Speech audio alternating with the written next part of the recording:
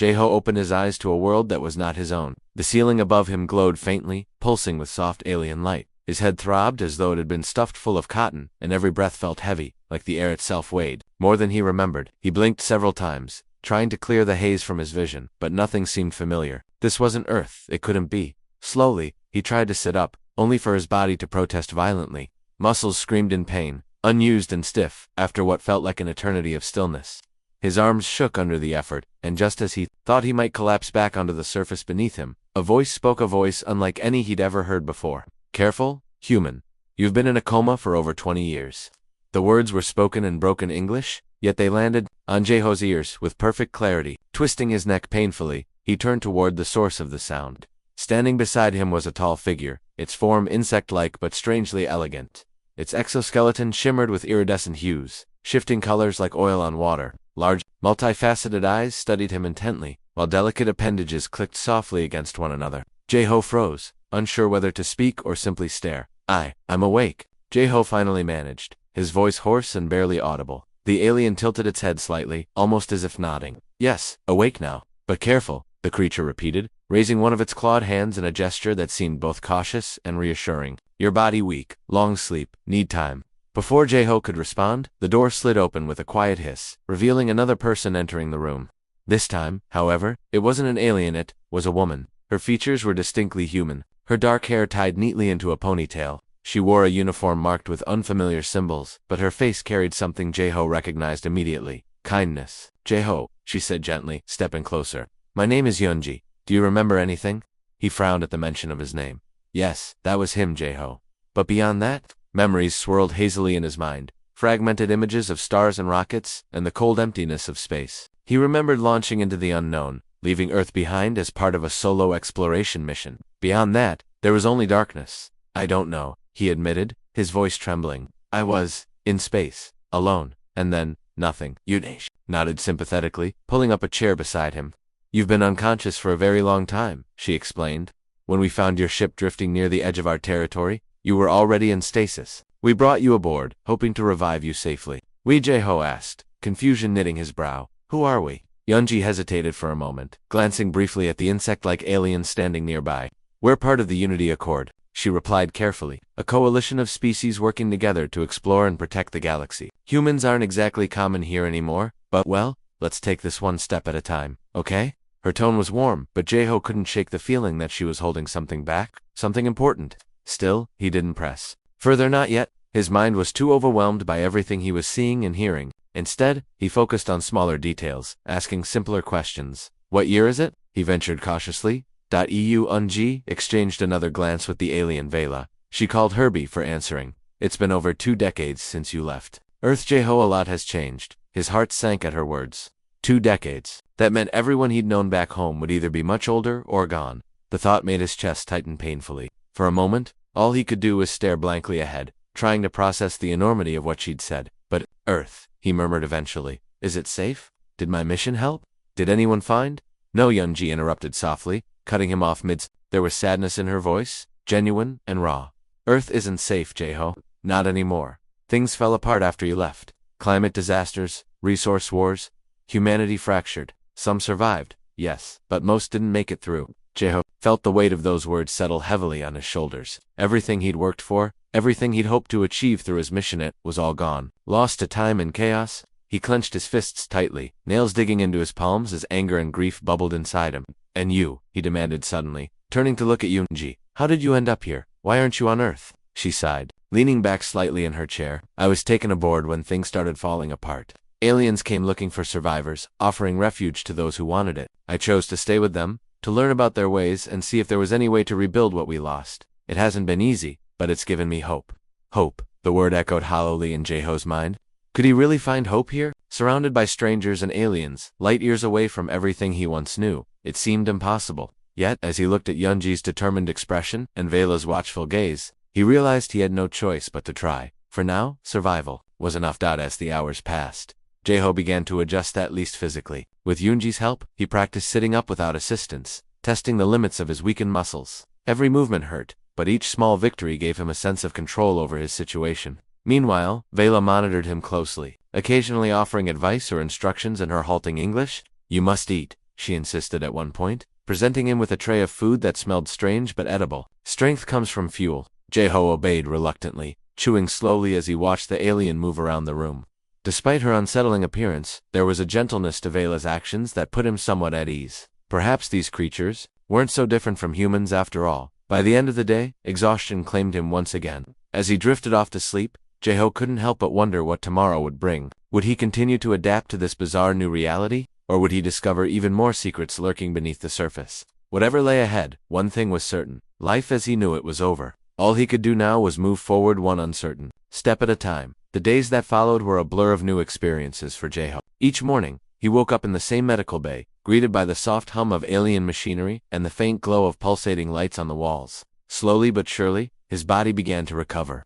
The stiffness in his muscles eased, and his mind grew sharper with each passing day. Yet despite these improvements, Jeho couldn't shake the feeling of being an outsider, a stranger in a world that was not his own. Yoonji became his constant companion, guiding him through the labyrinthine corridors of the alien ship. She introduced him to its crew members, explaining their roles and species with patience. At first, Jeho found it difficult to adjust to their appearances. Some aliens resembled towering insects like Vela, while others looked more like floating jellyfish or even humanoid plants.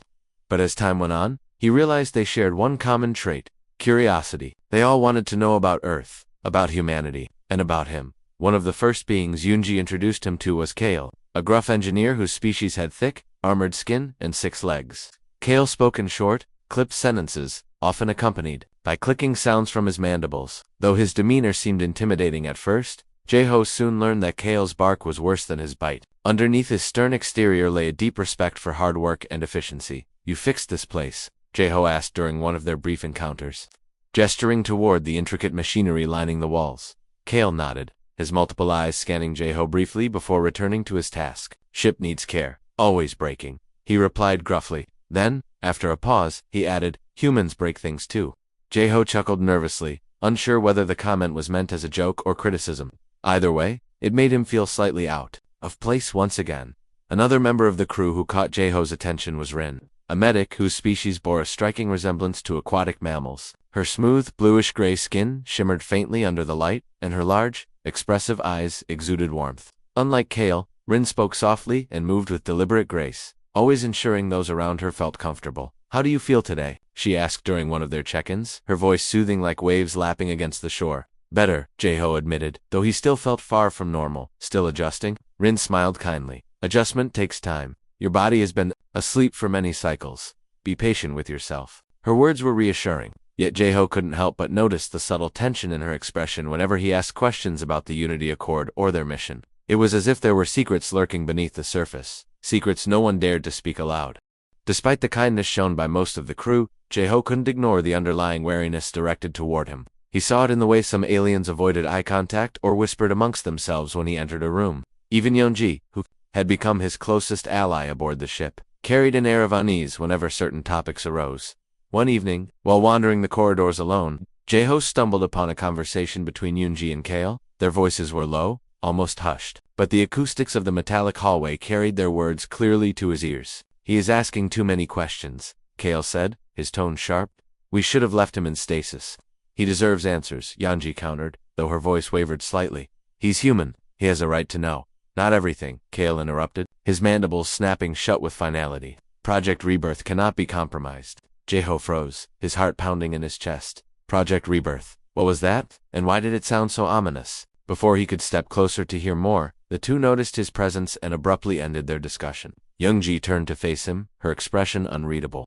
"Jeho," she said, forcing a smile. "What are you doing here?" "I couldn't sleep," he lied, trying to keep his voice steady. "I heard voices and came to see what was going on." Yoonji exchanged a quick glance with Kale before stepping forward. "It's nothing important," she assured him, placing a hand lightly on his arm. "Just routine maintenance talk. You should rest." But Jeho wasn't convinced. The mention of Project Rebirth gnawed at him, fueling his growing suspicion. Something was off, and he intended to find out what. Over the next few days, Jeho made a conscious effort to observe his surroundings more closely. He paid attention to the patterns of movement among the crew, noting which areas of the ship were restricted and which conversations stopped abruptly when he approached. Yoonji continued to act as his guide, but her earlier openness now felt strained, as though she were walking on eggshells around him. One night, unable to sleep, Jeho decided to investigate further. Armed with nothing but determination, he slipped out of his quarters and ventured into parts of the ship he hadn't explored before. The corridors were dimly lit, casting long shadows that danced eerily along the walls. As he wandered deeper into the vessel, he began to notice strange symbols etched into the metal doors, symbols that pulsed faintly with blue light. Eventually, he reached a large chamber filled with rows of cylindrical pods. Inside each pod floated a figure, suspended in a translucent liquid. Jeho's breath caught in his throat as he realized what he was looking at.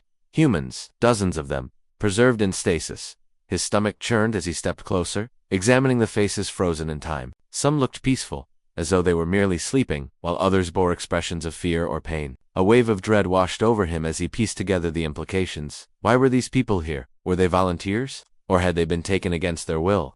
As Jeho stood there, overwhelmed by the sight, a sudden noise startled him. Spinning around, he came face to face with Yunji. Her eyes widened in shock, and for a moment, neither of them spoke. "What are you doing here?" she finally asked, her voice trembling. "I could ask you the same question," Jeho shot back, anger bubbling to the surface. "Who are these people? Why are they here?" Yunji hesitated, her hands clenched tightly at her sides. Then, with a heavy sigh, she stepped closer. "You weren't supposed to see this," she admitted quietly. Not yet, Jeho repeated, his voice rising. "What does that mean? What's going on, Yun?" She glanced nervously over her shoulder before lowering her voice. "It's complicated. These people, they're part of something bigger, something necessary." "Necessary?" Jeho demanded, his fists clenching. "How can any of this be necessary?" Before Yunji could respond, the sound of approaching footsteps echoed down the corridor. Without hesitation, she grabbed Jeho's arm and pulled him into a nearby alcove, shielding them both from view. As the footsteps faded, Jeho stared at her, his mind racing with questions. Whatever Project Rebirth was, it was clear that it involved far more than just him and far more danger than anyone had let on. The next morning, Jeho woke up with a heavy heart. The image of the stasis pods haunted him. Their eerie glow burned into his memory. He couldn't shake the feeling that he was part of something much larger and darker than he had imagined. Yunji's evasiveness only deepened his unease. She had promised to explain everything, but so far, all she'd given him were vague hints and half-truths. Determined to uncover the truth, Jeho began paying closer attention to the ship's systems. During one of his routine check-ins with Rin, the medic noticed his curiosity about the terminals scattered throughout the medical bay. "Why do you look at those screens so much?" Rin asked gently, her large eyes filled with concern. "They are not meant for humans." Jeho forced a smile, trying to appear nonchalant. "Just curious," he replied. "Everything here is so different from what I'm used to." Rin tilted her head slightly, studying him. After a moment, she nodded. "Curiosity is good, but some knowledge can weigh heavily on the mind." Her words lingered in Jeho's thoughts long after their conversation ended. Was she warning him, or simply stating a fact? Either way, it didn't deter him. If anything, it fueled his resolve to dig deeper. Later that day, while Yunji was busy assisting Vela with administrative tasks, Jeho seized the opportunity to explore the ship further. He wandered into an unused corridor where he knew there was a terminal left unattended. His fingers hovered over the glowing interface, hesitating for a moment before pressing random symbols. To his surprise, the screen flickered to life, displaying streams of alien text and diagrams, though most of it was indecipherable. Jeho recognized certain patterns Yunji had accidentally shown him during their earlier interactions. Using the access codes she'd left open on another terminal, he managed to navigate through layers of encrypted files until he found something labeled Project Rebirth. His pulse quickened as he opened the file. What he discovered made his blood run cold. Project Rebirth was a massive terraforming initiative aimed at restoring Earth's ecosystem. The plan involved harvesting energy from dormant human minds preserved in stasis pods scattered across the galaxy.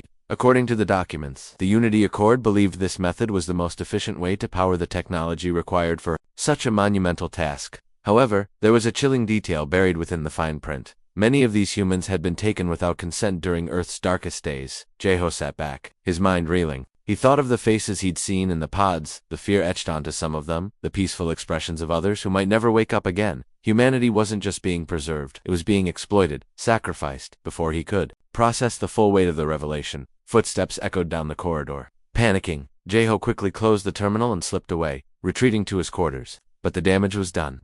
He now knew the truth, and there was no going back. That evening, Yunji confronted him. She stood in the doorway of his room, her arms crossed and her expression unreadable. "You know, don't you?" she said softly. Jeho didn't deny it. Instead, he met her gaze squarely. "Yes, I know about Project Rebirth, about the humans in the pods, about how they're using us like batteries." Yunji sighed, stepping inside and closing the door behind her. For a moment, she looked defeated. as though carrying the weight of the universe on her shoulders. I wanted to tell you, she admitted finally, but I didn't know how, so you kept lying to me instead. Jeho snapped, his voice rising. How could you be part of this? How could anyone? It's not that simple, Yunji shot back, her own temper flaring. Do you think I wanted this? Do you think I enjoy knowing what's happening to our people? But we have no choice? Jeho, without Project Rebirth, Earth will die. Completely, forever. And what about the humans in those pods?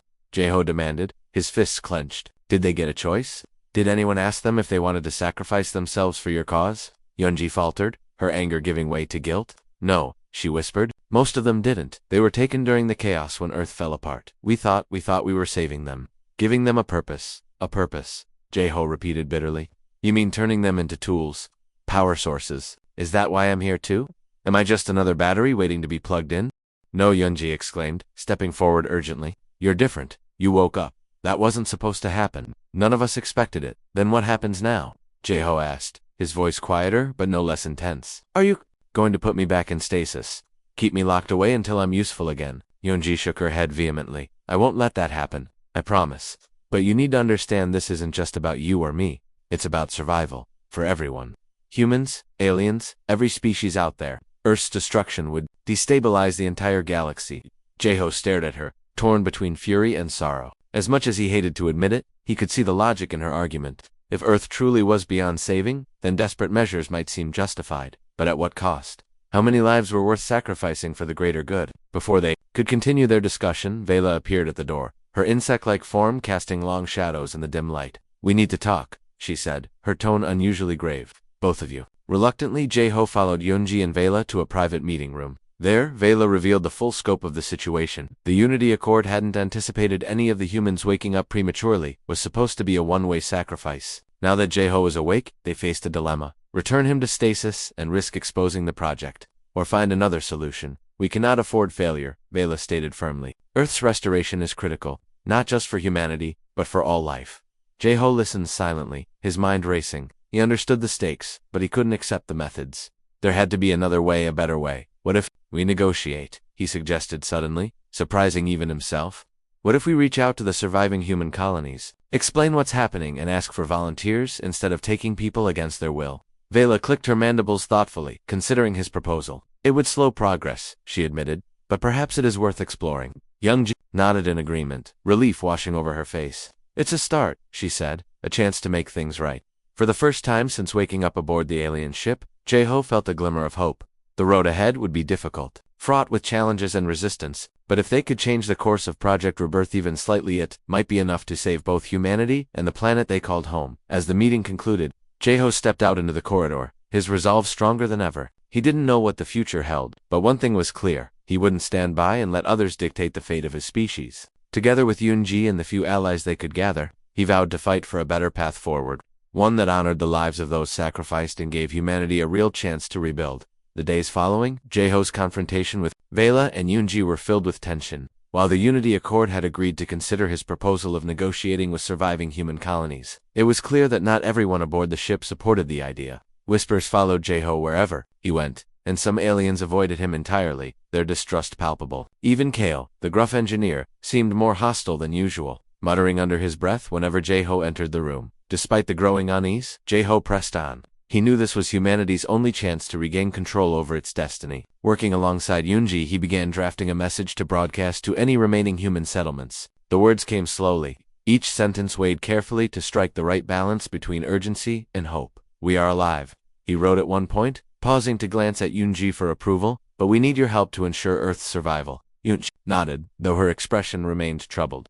"It's good," she said quietly, "but are you sure about this? If the Accord finds out, they won't." Jeho interrupted firmly. "Not if we're careful." Rin the medic became an unexpected ally in their efforts. Though soft-spoken and cautious by nature, she shared Jeho's belief that Project Rebirth needed to change. Late one night, while most of the crew slept, she approached him in the medical bay. "I can help," she offered hesitantly, her large eyes shimmering with determination. "I know how to disable parts of the monitoring system temporarily. It will buy you time to send your message without detection."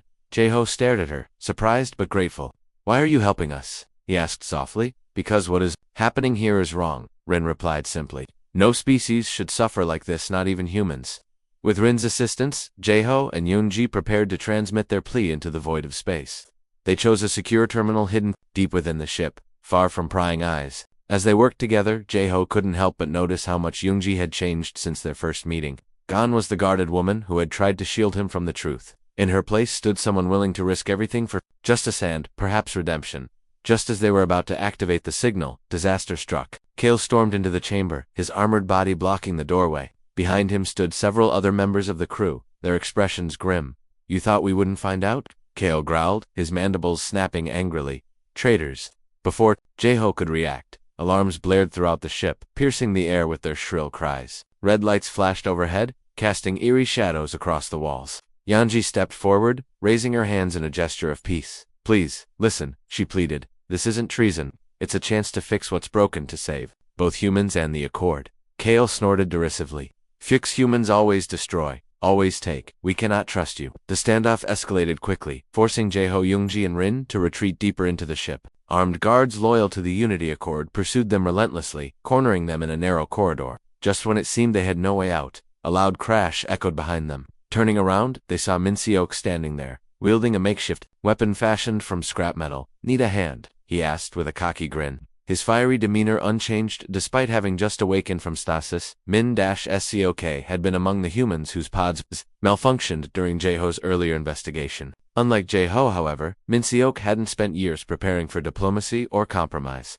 A former soldier, he viewed the situation through a lens of vengeance, vowing to fight back against their captors. Together, the group managed to evade capture, retreating to a secluded section of the ship where they regrouped. Min-seok immediately took charge, rallying the newly awakened humans and urging them to join the resistance. His passion was contagious, igniting a spark of defiance in those who had once been passive victims. "We can't let them use us like this," Min-seok declared, fiercely. "If we don't stand up now, we never will." Though grateful for the support, Jae-ho struggled to reconcile Min-seok's aggressive tactics with his own vision of peaceful negotiation. Still, he recognized the importance of unity in their fight. With Yoongi and Rin by his side, he addressed the growing crowd of awakened humans and sympathetic aliens. "This isn't just about revenge," Jae-ho emphasized, his voice steady despite the chaos surrounding them. "It's about proving that humanity deserves a say in its future. We have to show the Accord that we're capable of working together, not just as tools, but as equals." His words resonated with many, inspiring a fragile alliance between humans and the few alien crew members who dared defy their superiors. Among them was Rin, whose quiet strength provided stability in uncertain times. Together, they devised a plan to seize control of the ship's central hub, threatening to disable the terraforming network unless the Unity Accord agreed to halt Project Rebirth. The operation was risky, requiring precise timing and coordination. Using Rin's knowledge of the ship's systems, they disabled key security measures, allowing them to infiltrate restricted areas undetected. Along the way, they encountered pockets of resistance, engaging in brief skirmishes with Accord forces. Despite the danger, their resolve never wavered. Finally, after hours of intense effort, they reached the central hub, a massive chamber filled with glowing conduits and pulsating machinery. At its center stood Vela, flanked by a contingent of armed guards. Her multifaceted eyes narrowed as she surveyed the intruders. "You would destroy everything we've built?" she asked, her voice tinged with sadness. "All for the sake of pride?" "No," Jae-ho countered, stepping forward boldly. "For the sake of freedom, for the sake of choice. You claim to want peace, but your actions betray that ideal. Humanity deserves better." Vela hesitated, visibly conflicted. After a long pause, she dismissed her guards, signaling her willingness to negotiate. What followed was a tense debate, with both sides presenting their arguments and grievances. Jae-ho spoke passionately about the value of consent and collaboration, while Vela stressed the urgency of restoring Earth's ecosystem. Ultimately, a fragile truce was reached. The Unity Accord agreed to abandon Project Rebirth and explore alternative methods of ecological restoration. In exchange, Jae-ho promised not to broadcast the truth about the Accord's experiments, but warned that humanity would no longer tolerate exploitation. As the dust settled, Jae-ho reflected on everything they had accomplished. The road ahead would be challenging, fraught with uncertainty and potential setbacks. But for the first time in years, he felt a sense of purpose, a belief that humanity could rise above its mistakes and forge a brighter future. Standing beside Yoongi and Min-seok, surrounded by allies old and new, Jae-ho allowed himself a small smile. They had taken the first step toward reclaiming their destiny, and though the journey was far from over, he knew they were ready to face whatever lay ahead together. The fragile truce between Jae-ho's group and the Unity Accord marked the beginning of a new chapter, not just for humanity, but for every species involved in the mission to restore Earth. Though tensions lingered, there was a shared understanding that change was necessary. The Unity Accord had agreed to halt Project Rebirth and explore alternative solutions, but trust would take time to rebuild. For Jae-ho, this meant stepping into a leadership role he never imagined for himself. In the days following their standoff, Jae-ho worked tirelessly alongside Yoonji, Min-seok, and Rin to ensure the Accord kept its promises. They formed a council, with representatives from both humans and alien species, tasked with finding sustainable ways to heal Earth's ecosystem without exploiting any one group. It wasn't easy. Debates often grew heated, and old prejudices surfaced, but progress was being made. Eunji proved invaluable during these discussions. Her experience working with the Unity Accord gave her insight into their priorities and fears, allowing her to bridge gaps between opposing sides. She also served as a voice of reason when emotions ran high, reminding everyone of the ultimate goal, survival and coexistence. Min-seok, on the other hand, struggled with diplomacy. His fiery temper sometimes clashed with the more cautious approaches, favored by others. Still, his determination inspired many of the awakened humans, giving them courage to speak up and demand accountability. Over time, he learned to channel his anger into productive action, earning respect even from those who initially doubted him. Rin remained a steadfast ally, offering quiet support whenever it was needed most. Her medical expertise proved crucial in caring for the newly awakened humans, many of whom were still adjusting to life after stasis. She also worked closely with Jae-ho to monitor the ship's systems, ensuring no hidden attempts were made to revive Project Rebirth under different names. As weeks turned into months, Jae-ho found himself reflecting on how far they'd come. When he first woke up aboard the alien ship, he felt lost and powerless, a relic of a forgotten era. Now, he stood at the center of a movementa, symbol of hope for humanity, and a reminder that unity could overcome even the deepest divides. One evening, as the ship drifted through the vast emptiness of space, Jae-ho joined Yoonji on the observation deck. The large windows offered a breathtaking view of a nearby nebula, its swirling colors painting the room in soft hues of purple and blue. They sat together in silence for a while, watching the stars twinkle like distant lanterns. "Do you think we can really fix this?" Yoonji asked suddenly, breaking the quiet. Do you think it's possible to bring it back?" Jae-ho hesitated before answering. He knew the challenges ahead were immense. Decades, if not centuries, of work lay before them. But despite the odds, he couldn't let himself lose faith. "I don't know," he admitted finally, "but I believe we have to try. If we give up now, then everything we've fought for will be meaningless." Yoonji nodded slowly, her gaze fixed on the nebula. "You're right, and maybe fixing Earth isn't just about saving the planet.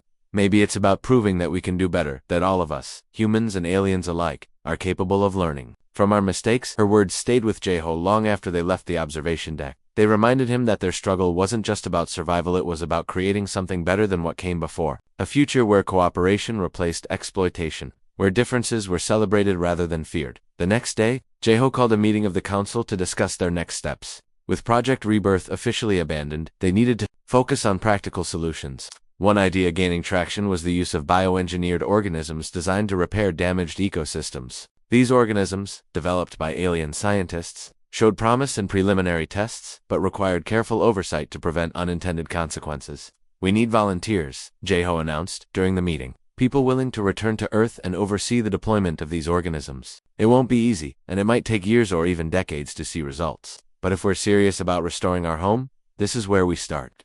To his surprise, nearly everyone present volunteered.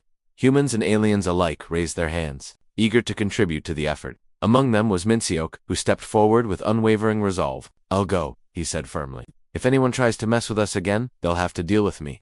Though his tone was joking, his commitment was clear. Others followed suit, each pledging their skills and dedication to the cause. By the end of the meeting, Jae-ho felt a renewed sense of purpose.